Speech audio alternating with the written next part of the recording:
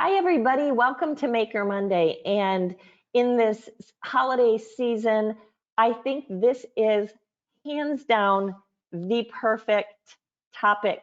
I called it Grandparents, Gratitude, and Creative Care because it sort of encompasses all of those things. But I think if I really gave it a one-word title, like hope, because there's some really just so many things that you are going to be able to glean out of today. Ann Basting is Dr. Ann Basting. I correct myself, and now more than ever, Dr. Ann Basting is, she is an artist, she's a scholar, and she's an educator. She's committed to the power of the arts and culture to transform our lives as individuals and communities. She's the professor of English at the University of Wisconsin-Milwaukee and founder and president of the award-winning nonprofit Time Slips. This quote from Creative Care is what really touched my heart. It said, my deep dive into, not mine, Ann's, my deep dive into the research of creativity confirmed my understanding that it is an essential part of human well-being. I've seen it personally, and as art educators, you know it and live it every day. Ann, welcome, and thank you so much for taking time out. You guys, she really is taking time out because like a few weeks ago, she was doing something for an audience of 4,000. So, so I'm so grateful, and I'm going to have you take over this stage and sort of share the journey and share the story of Creative Care. I didn't want to steal any of your thunder, and we'll just have conversations. Everybody, there is a handout in the panel on your, it should be on the right-hand side of your screen. There's a panel with handout, and click on that. That's going to give you a link to Ann's website, the Time Slips website. It gives you information on the book. Nasco doesn't sell books like this, you know, I mean, but I got to be honest with you, it is an educational book. It would make total sense for every educator to purchase this book. And anybody that has anybody elderly in their life, it's so good. So I can't recommend it enough, but it has information on it for you there. And then if you have any questions throughout, please type them in and we will pepper them in, and we'll also spend a few minutes at the very end just making sure that I've covered all the questions. So with that, I will turn the stage over to Dr. Basting, and thank you so much for being here. It's a real pleasure. Thank you, Chris. And I really, hang on, it's asking me to record open system preferences. I think it should be okay. Whoops, sorry about this, you guys. It's asking me for permission. Preference? Yeah, oh, here we go. This is 2020 virtual learning at its finest. Okay. Well, let me back up and just say that I'm just thrilled to be here, and that Creative Care is really a very simple idea that care, and in some ways, educators are doing both teaching and caring for students. I think that's probably a clear fact to say. We're doing a lot of tending and caring for students. Especially now, as you know, I get onto a Zoom chat room with my students from UWM, and the first thing I say is just, "Is everybody okay?" You know, right? It's really a difficult moment in that way. But care in our American framework has really become identified with loss. Of somebody experiencing something as they age or experience disability or chronic illness, where they've experienced a series of losses, and then a caregiver, whether they're professional or family or friend, is seen as the person who kind of fills them back up, right? And so you end up with this empty vessel model where one person pours themselves into the other, and you have to be careful that the caregiver doesn't burn out or empty themselves out. When really the idea of creativity is that creativity in my definition is adding something new to the world that has value. You can rearrange or arrange color, line, shape, sound.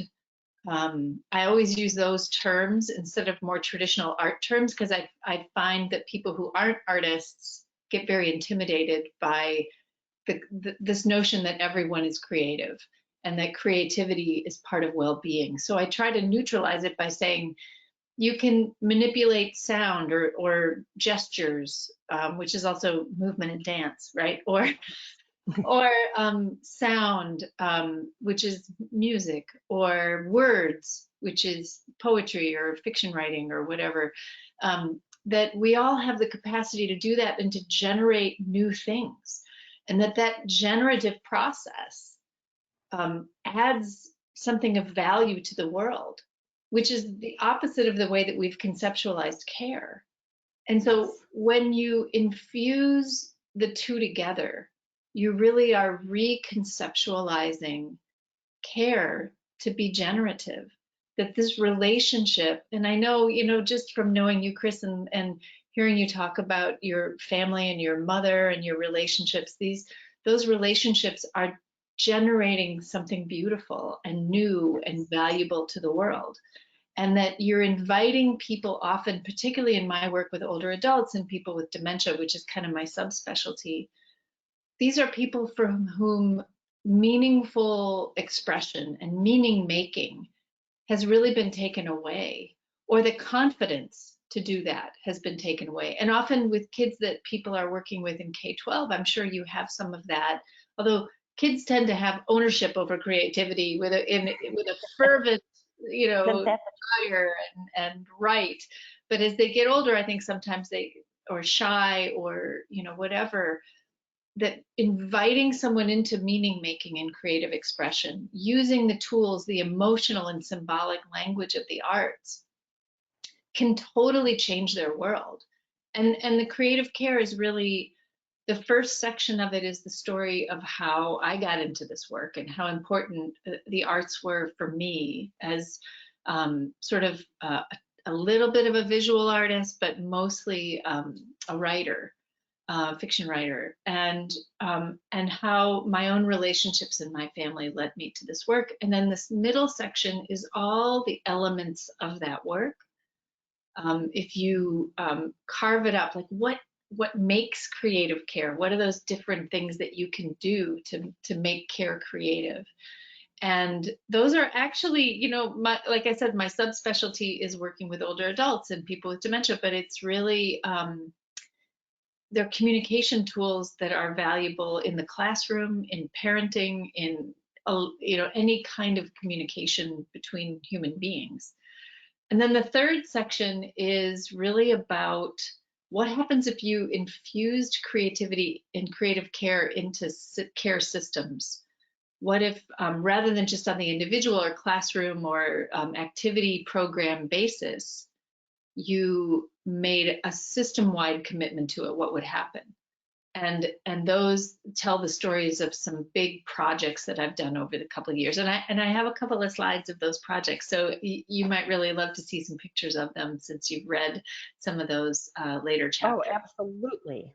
The big one being the Kentucky project, where over 2 years we reimagined together with 12 rural nursing homes in Kentucky the story of Peter Pan, tore it up and broke it into themes and a million different beautiful questions and workshops, creative workshops, and then collaborated with the residents and their families and the staff and artists to create a immersive theater production staged inside of 3 of those nursing homes that invited the larger community to experience what we'd all been doing and making, and to have a really transformative experience for them.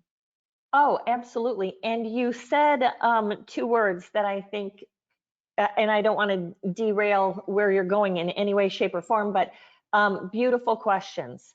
That resonated with me tremendously too. Talk a little bit, when you say beautiful questions, what that means. Sure. And I actually, if you want to share the slide, I think we can do that. It won't make me quit out of GoTo. We'll take a pause for seeing if we can share screen.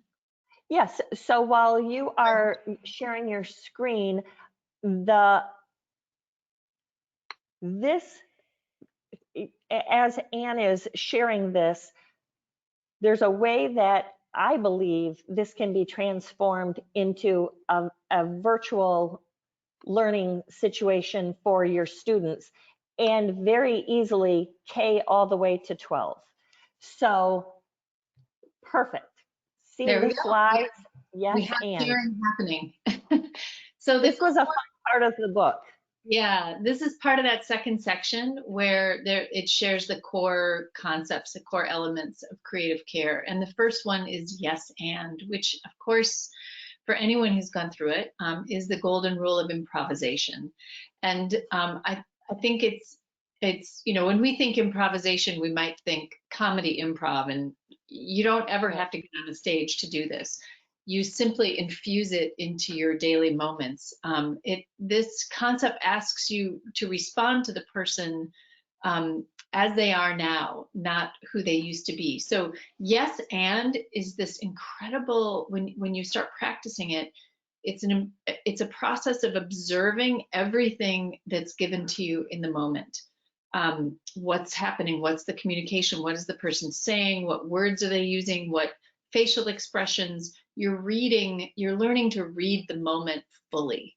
And then you accept it, you say yes, and then you respond to the moment positively.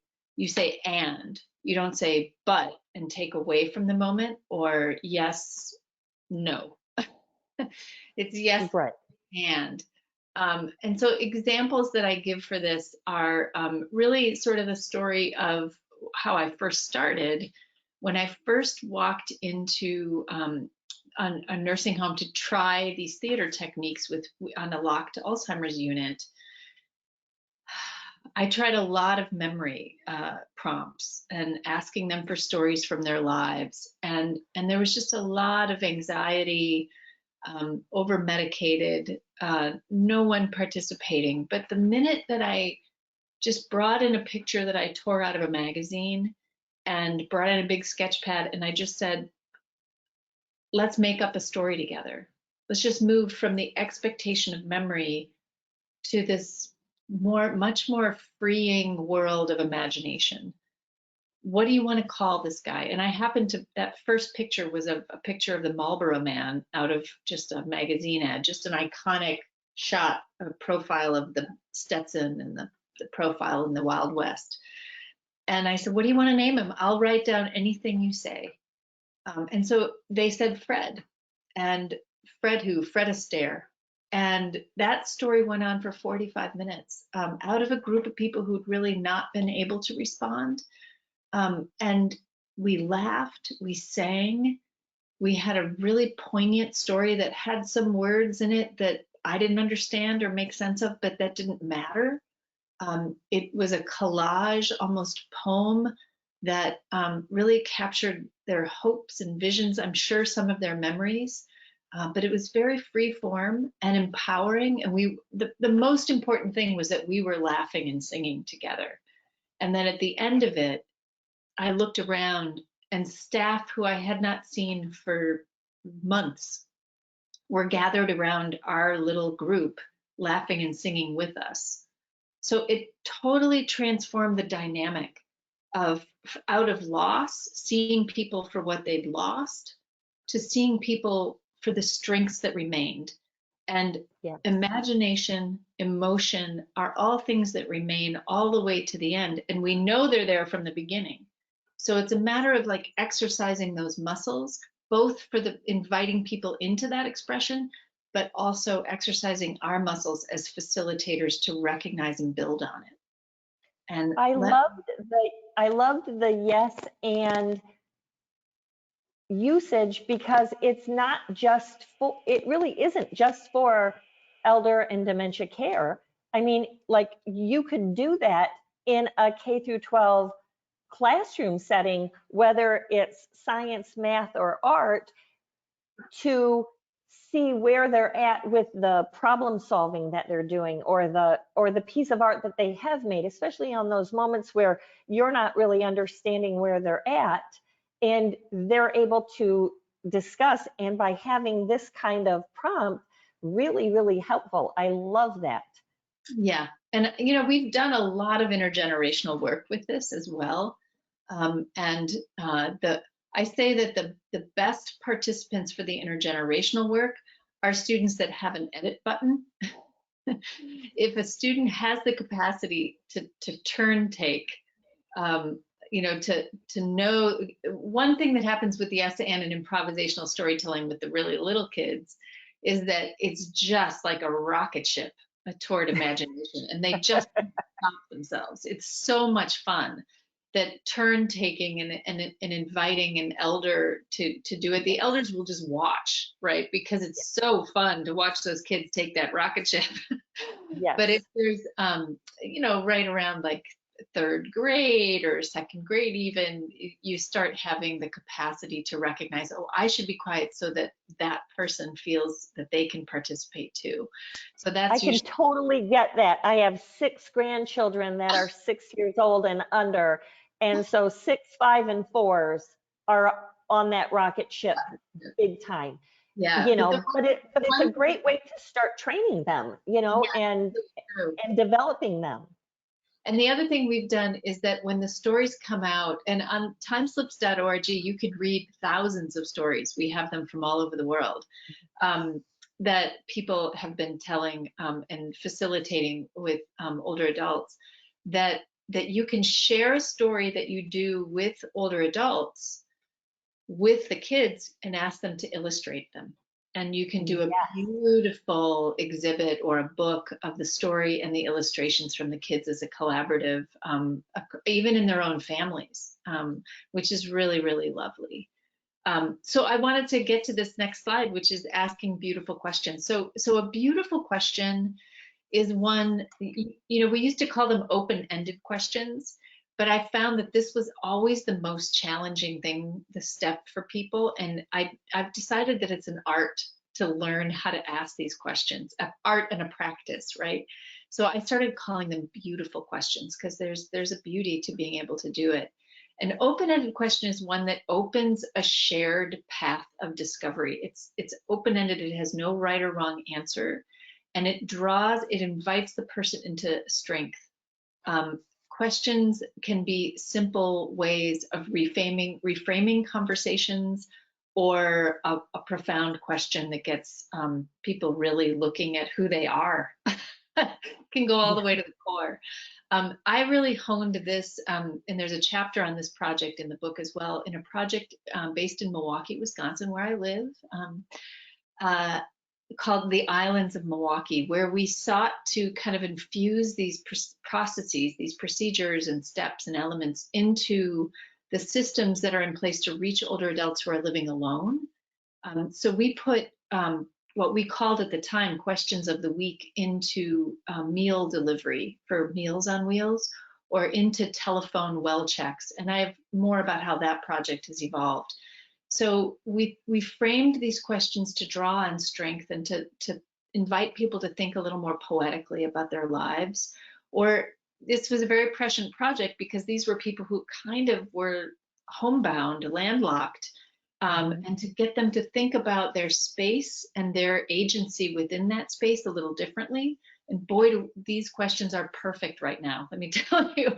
I was just going to say how amazing that that happened prior to this whole pandemic happening, like almost like foreshadowing, like, oh my goodness. I know. And this, we had a big collaborative team working on that project, and we captured audio from 800 numbers, which we still have up and running.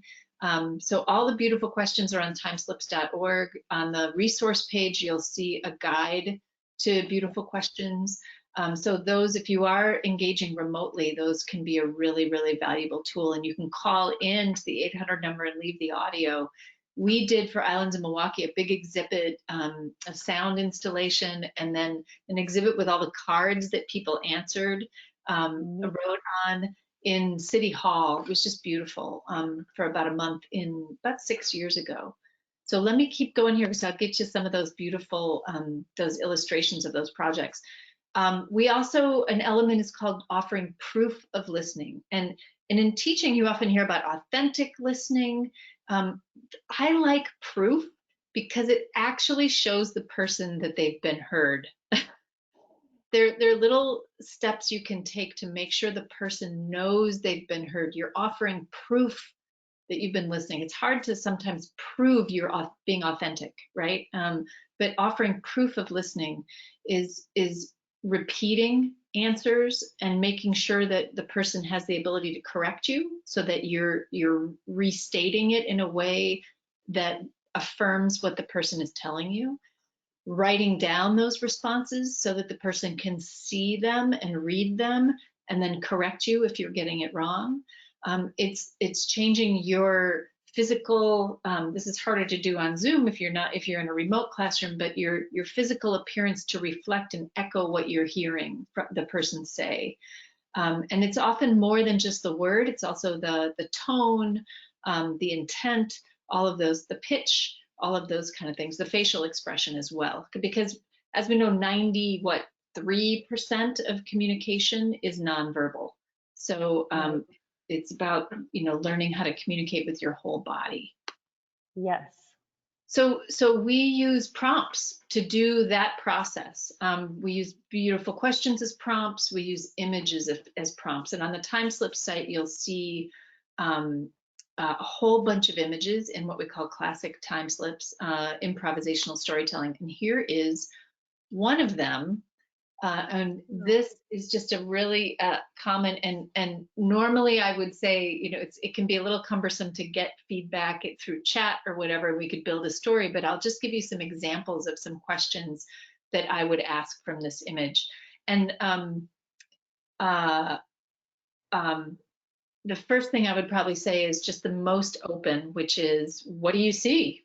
What does this make you think? Or what do you want to name these? Where do you want to say this takes place? When do you want to say it takes place?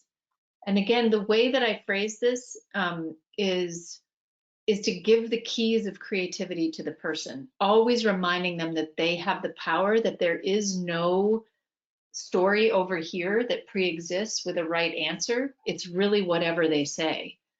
You could say anything and I'll repeat it. I don't know the story either. Whatever you say is the story, right? So that kind of constant reassurance process. And I tell you, we have this stories from this image are hilarious. Often about these two having a relationship. In one of them, one of the older adults said, "I think one might be pregnant." That's got intrigue from there, right? So yes. It invites anthropomorphizing. I can never say that word, but giving human qualities to animals. Animals are often a really positive and powerful tool to use. I always ask questions about senses. So what smells are there in the picture, which this one is ripe for, what sounds, and then we can ask to create a soundscape together so that we're not just using words, we're using sounds. There's so many different things you can ask about that image. Do you ever have a circumstance where you have to censor? Like, I just because I know that, with my dad, he lives in heaven now, but occasionally, it wasn't family friendly that would come out of his mouth. Like he had almost lost his filter a little bit. Yeah. So how do you handle that circumstance?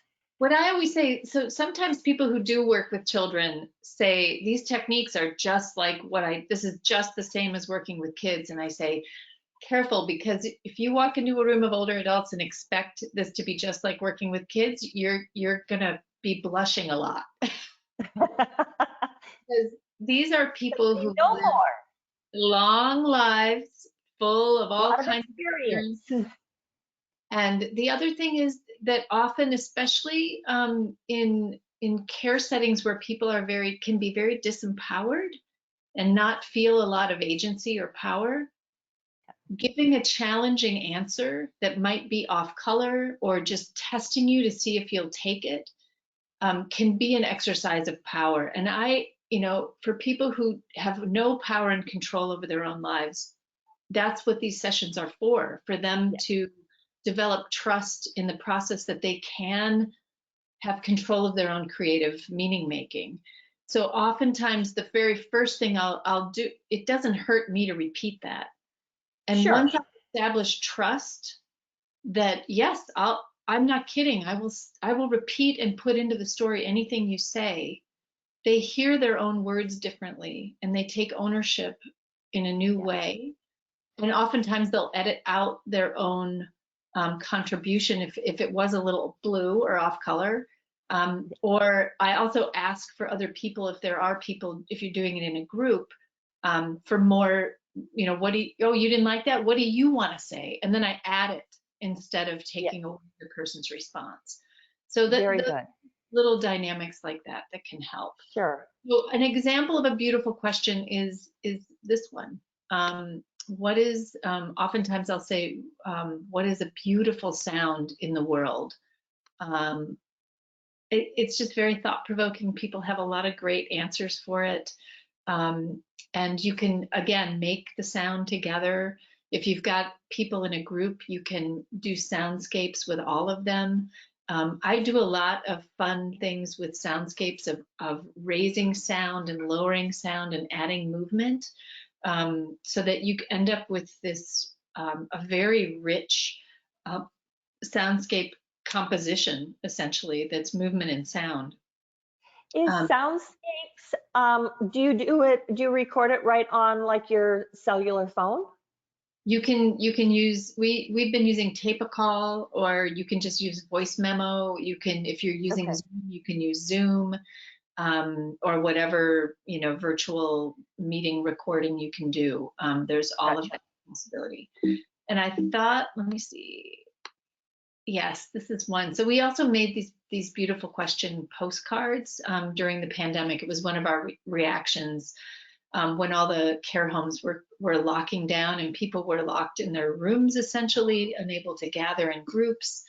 So we made some of our beautiful questions into postcards, and you can see there's the 800 number for responses on the back. And the John Michael Kohler Art Center actually made little art kits with all 4 of the postcards that we put together in it, and circulated out. Yeah, just beautiful. And this was one that they got back. What is the most beautiful sound in the world? And in case you can't read it, it says, "Your mother's voice from birth till the end of time." So true. I just thought that was lovely. Yes. This is just a slide just to reiterate that timeslips.org has a free creativity center. We also just recently launched family and friend page that has a little training on it that's free for family and friends. And that when you go through it, you also get access to the engagement party, which is something we designed before COVID, where if people were experiencing dementia in their families or wanted to incorporate these practices intergenerationally in your own family, you could call together friends and family and hold an engagement party to learn how to engage with people who might be experiencing isolation or depression or anything that's keeping them a little remote. And dementia is an experience of isolation. And there's all kinds of resources there for people to use to hold an engagement party, and you can hold those online as well. Let's see. Here's just a little tour of the Creativity Center. This is when you click on resources, you'll see Creativity Center. And again, you can see Ask a Beautiful Question, Make Up a Story. Make Up a Story is hundreds of image prompts. You can see it right there. There's the penguins. They're from all over the world. And they all feel like they have a story to tell and are kind of sensory rich. So that's the Yes. commonality. I will say that the Time Slips website is so user friendly and so easy to navigate. And I say that because I'm the worst. I just, it's not my strength to navigate stuff. And I really enjoyed it tremendously. It's in the handout. And every once in a while, we have somebody that struggles to download a handout.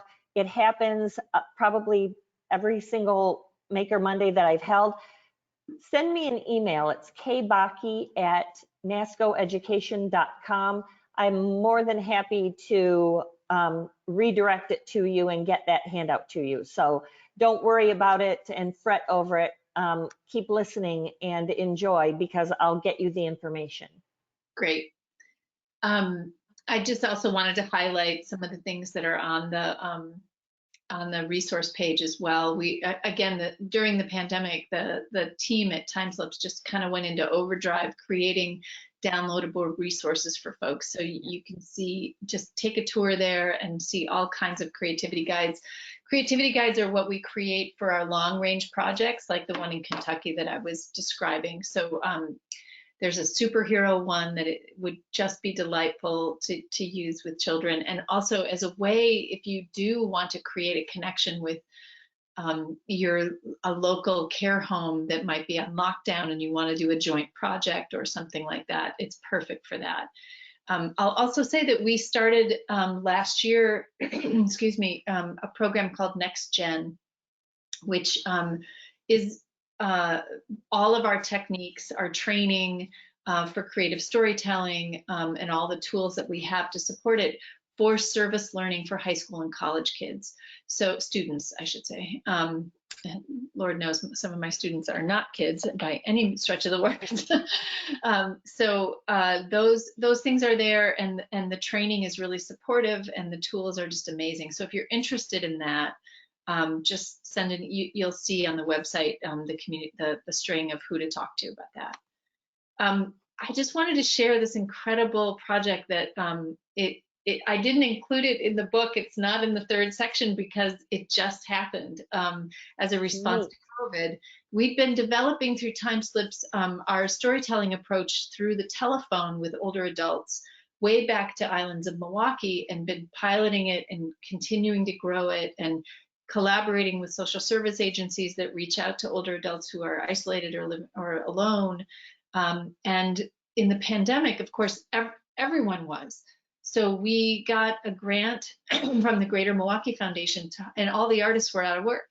So we thought, let's hire artists, we'll train them in telestories, and then they'll each reach out to 10 older adults. And if I was ever down on a given day, I would just go check in with this project, because it was so beautiful, the connections that were being made and the stories that it was really set up as a story exchange over 12 weeks for 30 minutes a week with each elder. Each artist reached out to 10 elders. And then at the end, they created co-created a legacy gift, a piece of art that could be shared with them and their families and their community.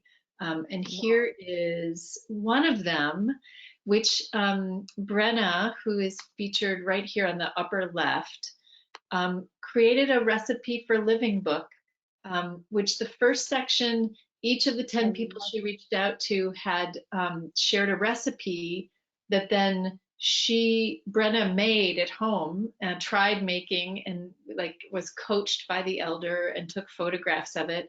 And then in the second part, she interviewed each elder about what would you like to share with the world? What could you explain to people how to live a better life? And what is the recipe for that?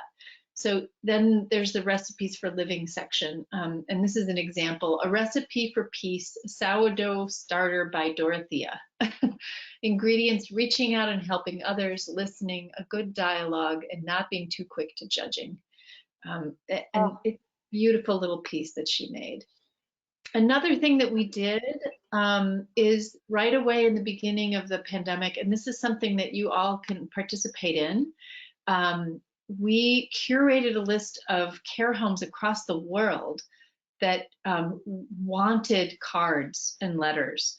And there have been a couple of these. This was like an impulse right away. Use the mail because it could be given to people in their rooms, even if they're in room lockdown. And it's something that for people with memory loss, a phone call might disappear from memory right away, but a card or a note or an object is with them all day as a presence to remind them. So we used our technique to kind of model how you could do a little mystery or invite someone's creative expression in a card. And this card here is just a nice example. It's from a friend of mine who has a huge vintage postcard collection. It's just a picture of an old castle. This looks like a place where there were plenty of adventures, a sword fight, a vial of love potion, a monster in the lake who has a pure heart. What do you think happened here? And then also people used, had kids make artwork to send. And that postcard is fantastic because it's a cheaper stamp, which if you're doing this in volume, you will definitely learn to appreciate. We also at Time Slips added a map. So it's on the Get Involved tab at the top of the website. And I put this link, put this specific link on the handout because I thought this absolutely connected with K through 12. Yep. Because even kindergartners could take the postcard and draw their fun picture on it. Exactly, a wish. And you know, one of the themes that we've been working on lately with kids groups that we've been working with is what is as winter, especially in the north, sets in and light is both in short supply. How can we supply more of it? What could you send somebody to bring them light? And that's been a great theme for folks. I have an update as of today that we are now at 28,000 total postcards committed, which is great because I just took the screenshot a couple of weeks ago. So that's fantastic. My response to the pandemic was to do weekly short tiny videos, which these are I think all on my public figure Facebook page.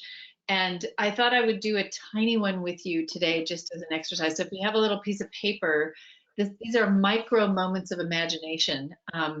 And one of the first ones I hit it up top so you can't see what it is. But at the top of the page, I'm going to tell you what to write after you write something at the bottom. So right now, think about a smell, something that just when you smell it, it just lightens your heart and your spirit. What is that smell? Oh, there we go. It's like a reset button. You just float away on that smell. What is that smell? And write that at the bottom of the piece of paper. These are all just index cards and a box of old markers. I did these, not all of them, but I did several. They were so much fun. You really are. And then at the top, write pockets full of, and then imagine every time you put your hands in your pocket that you have access to that smell. Here is mine, pockets full of lilacs. Mine was pockets full of chocolate chip cookies. That's the best. I love it when it makes it's not possible to have pockets full of these things. This is actually just a picture of the superhero creativity guide that I was telling you about. It really walks you through, and this is the picture from the front of the book that we made. We did that project. We evolved it with an adult day program here in Milwaukee at St. Anne's. It's an intergenerational center. And Elaine Molly down in the glasses, you see smiling, holding up a piece of paper.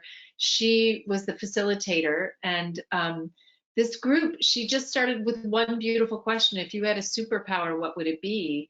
And the group dove in so fully that they ended up creating entire superhero personas, complete with costumes. And then they developed their nemesis as a character.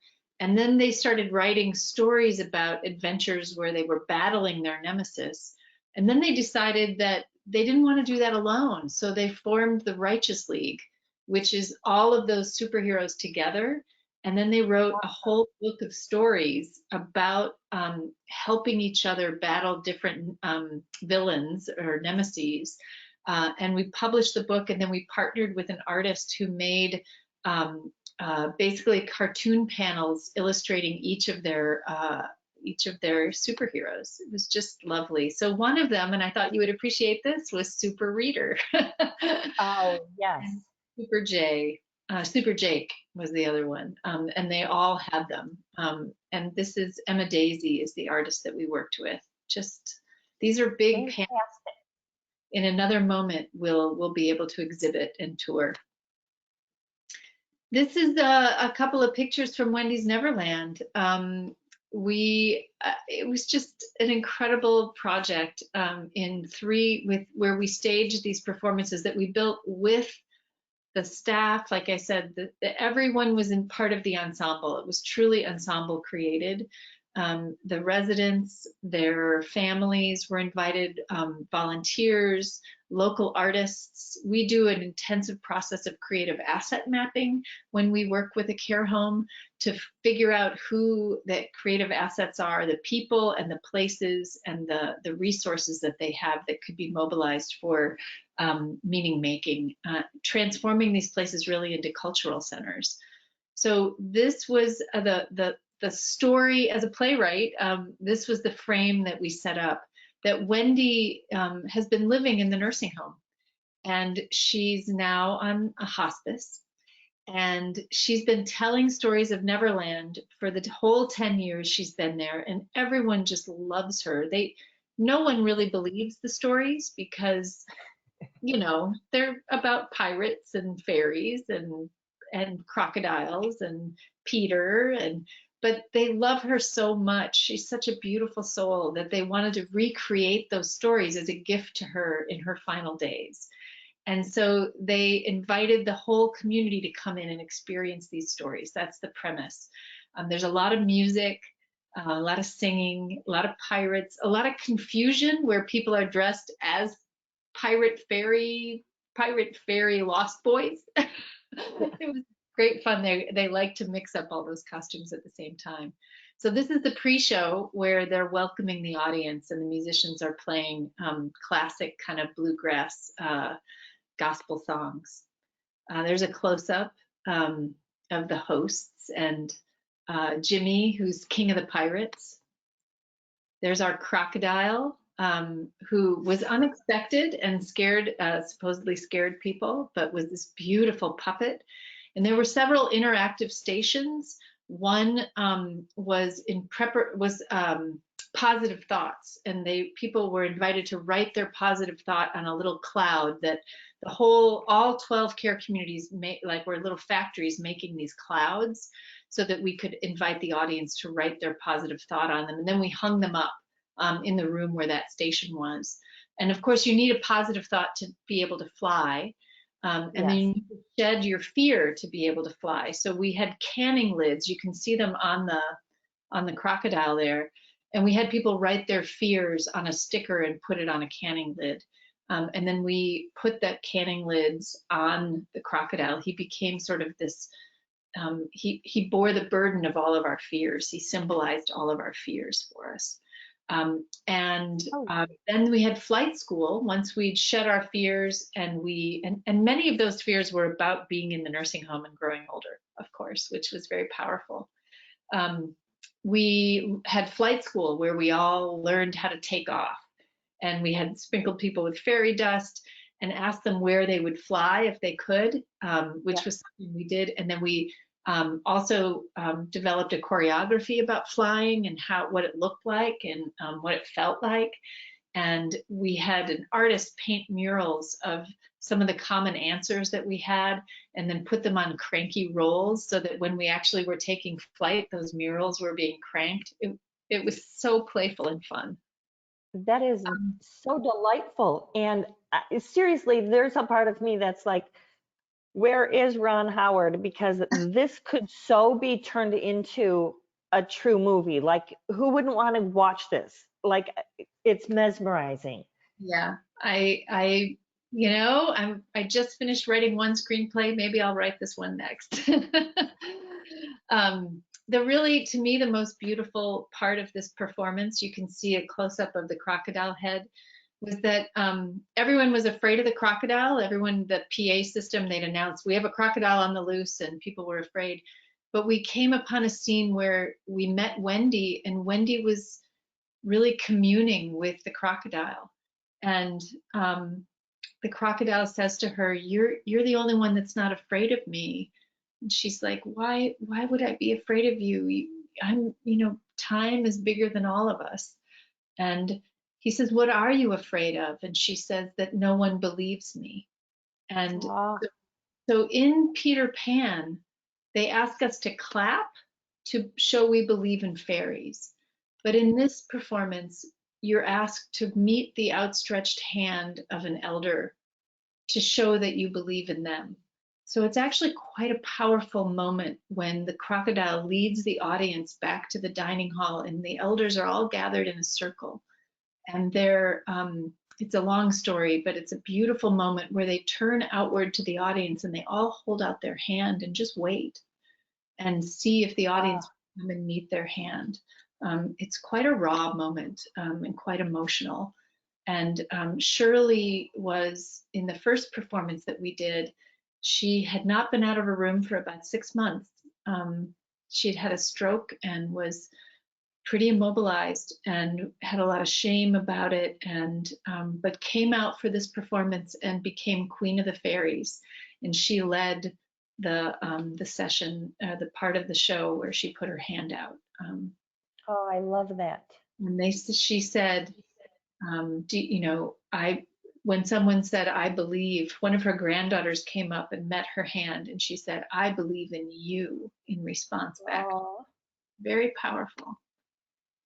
And then the final piece is Wendy is able to finally fly away in basically saying it's okay to pass, and Yes. that doesn't have to be full of sorrow. If you can imagine now what nursing homes are, this was just the spring of 19, in March of 2019, how beautiful this was, and how this is what we can get back to at some point, where we were all singing the gospel song, I'll Fly Away, doing choreography that the elders created with local musicians. And not a dry eye in the house, as you can imagine. No, I was going to say, no kidding.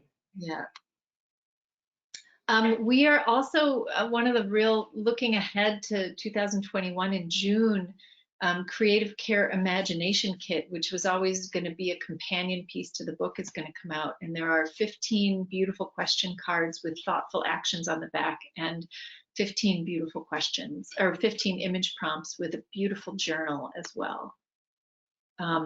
And then just inviting people, just to let people know how they can stay in touch with us through we call it the Creative Care Revolution, where our dream is that these practices become so normal that they're used to create positive engagement across generations, within families, in care settings, so that meaning making is always part of our lives, from as young as expression is possible to as old as expression is possible. So there is representation. And oh my gosh, it's so powerful. And if anybody has somebody that lives in a nursing home or an assisted living or anything like that, like, I know that you can resonate and just understand, and things that you often know nothing walking in to visit somebody, for the first time. And so for me, it just became like natural instinct, just to, I'm a touchy-feely kind of person. So, and I'm weird. And so unusual things don't bother me that sometimes would make somebody else nervous. And so upon going to visit my mom for the first time, there was a woman, her name was Tammy, and Tammy would always just come over and she'd be like dancing, and everyone was like, Tammy, no, no. And I'm like, she's fine. And I'd go dancing towards her. And so then she just knew that when I walked in that I was going to dance with her. And, you know, just those, and that's such a tiny little thing in comparison to this, to be able to have some tools to plug in to communicate and work with people. So beautiful. Love it so, so much. And I love all the ways that this can transform from just an individual doing it to classrooms doing it. Yeah. And I think, you know, the story you just told is a classic one for yes and, right? Like she danced right up to you. Yes, and I'll dance back. Really? Yes, and that's, I need to like train my brain on that, because that I thought, I'd never thought of it that way. And even though some of it was a little bit innate, and I think that's sort of this community of listeners, is they are creative humans. So some of this is going to come very comfortably to them, and other parts are just going to build on it. And as they teach this to their students. So one of the questions was like some suggestions for like younger students. How do you gear it to like elementary students?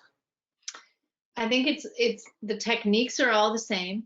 And I think some of the differences might come in the kinds of projects. If you were trying to create a series of projects, a durational, curricularly framed series of projects, and something like I said that we've done before intergenerationally with younger kids is illustrating stories.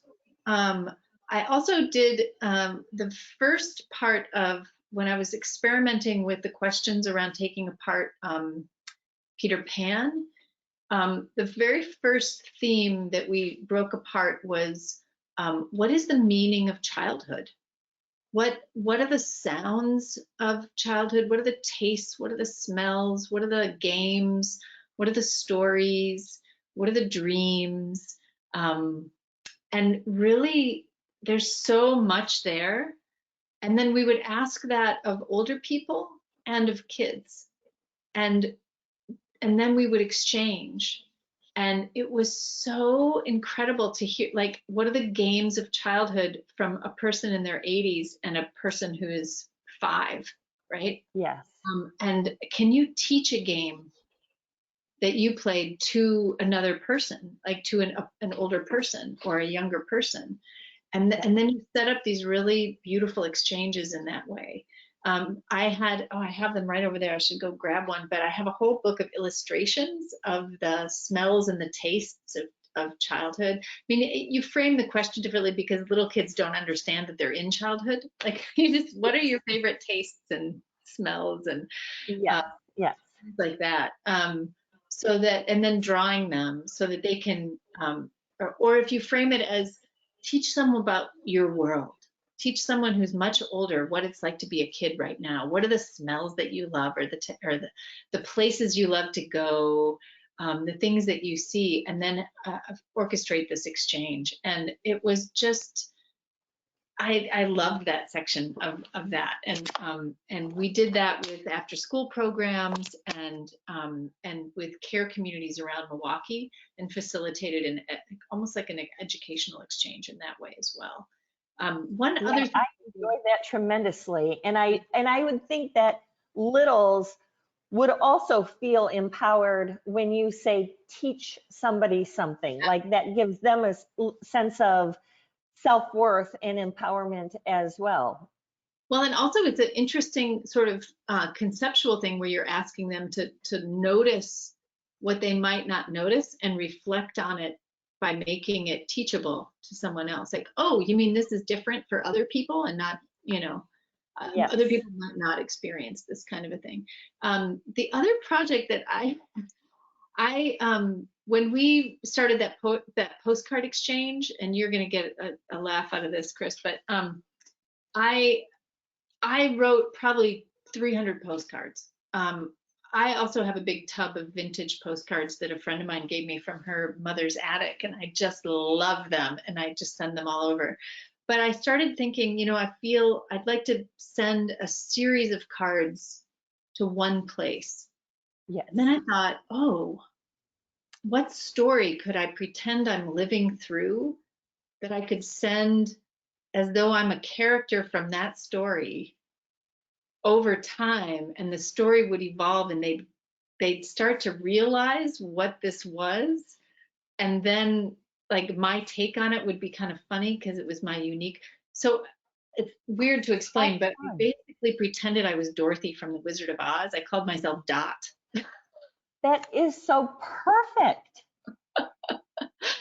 And I probably gonna make a book out of this because it was so fun and so healing for me every morning. I just bought blank postcards, and on the front I would draw a picture of whatever part of the adventure I was on, and then write a note to my friends at this nursing home. And I sent the first 7, which were all from Kansas, all about Kansas, to somebody I know in Kansas who mailed them from Kansas. Oh my gosh, that is so great. I love that. That is a really unique way to do it, and fun for you as the creator, but then just a blast for these people to read. So much fun. And you could conceptualize a series of postcards over time, exploring different things, whatever unit you're working on. Are you working on color or shape or birds or whatever, little micro poems about fruit? It doesn't matter, but you can set up a series that go to a single place instead of, fanning them out across the globe. Yeah, I love your brain so much. It's your brain and your heart are clearly so connected. We have 3 minutes, lots of comments that just have said thank you, or that what they listed as pockets full of cinnamon or pockets full of cinnamon buns, which said we're very sticky. So just fun stuff there. And next, this is our last Maker Monday for the year, so we're going to give you all a winter break, and we'll come back in January with some new fun stuff. But what a way to end the season, and maybe even say what a way to start the season. And I can't thank you enough. It has been just delightful. I feel like it was almost like just my personal Maker Monday, because I just learned so much, and I've just been engrossed the whole time. I know that our art teachers and our other teachers who will watch this will be able to glean lots of stuff. Please, if you have any struggle with the handout, my email is kbaki@nascoeducation.com. I'm happy to redirect it to you, but check out timeslips.org. It's beautiful. So many free things on there. There's some things that you can actually purchase to get some training and do some stuff. Anne is also available, well, probably not super available, but interested in like being a keynote or something like that. Oh my gosh, what an offer that is. And so investigate some of those things. I would for sure suggest buy the book, and we hardly ever tell you to buy anything on these Maker Mondays, but NASCO doesn't even sell it, but it's worth it, and it's beautiful. And thank you so much. You're welcome. It's a Everybody, real joy. Say that again. I said it's just a real joy to share these techniques with people who have creativity at their core. Your passion is so evident, and it's changing the world, and I can't wait until you're on Good Morning America, because it's going to be awesome. So everybody, please, please keep staying safe, keep being healthy, and keep teaching. Happy holidays.